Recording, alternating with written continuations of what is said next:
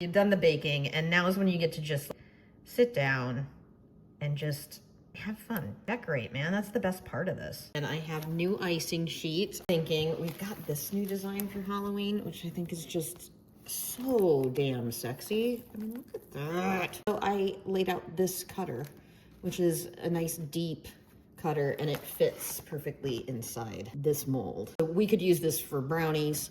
We could use it for Rice Krispie treats. We could use it for scotcheroos. We could use it for anything we like. I'm gonna do Full House pan cookies today. 4-ounce box, so I'm replacing about 4 ounces of these, of the chocolate chips, with Reese's Pieces.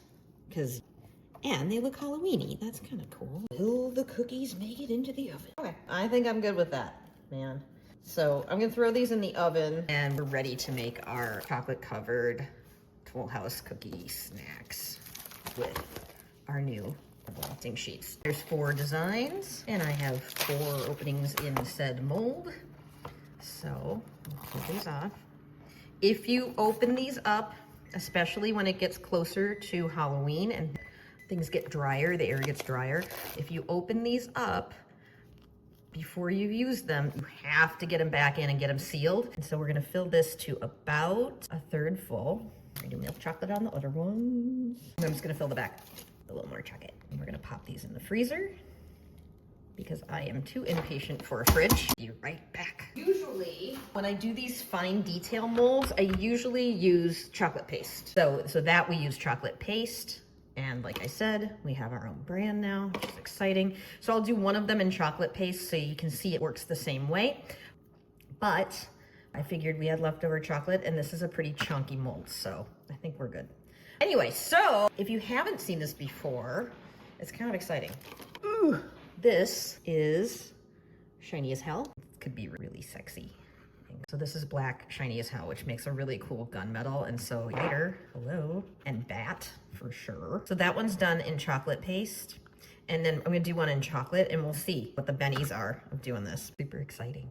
Be right back. So anyway, those have been in the freezer for about 10 minutes. We're gonna pop them out, see what they do. My God, those are cool. But I can't leave well enough alone. That's just not gonna happen. And don't forget what's inside, man. Oh. Anyway, so we got these out, but I'm not gonna stop because I think it's kind of fun to add a little embellishment. All right, so I'm gonna move these a little bit. Let's pop these out. I do chocolate paste on things that are likely to break.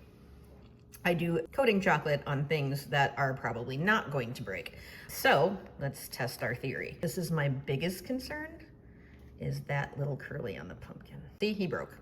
Sad. He's still really cute though. Oh. That one broke too. So there we go. But I will say that we will be able to piece back together just like that. You see that? That's why I use chocolate paste, because it sticks back together where the chocolate doesn't. Oh, he's cute. He's sassy. Let's just give him a little dusty to get him. That's pretty cool. So here's my bat. Or we could have him flying off or flying up. Oh, let's have him flying up to his friend. So that's cool. Oh, I know what we're gonna do with this guy. We're gonna do our edible ribbon. Have some black, we have any gold.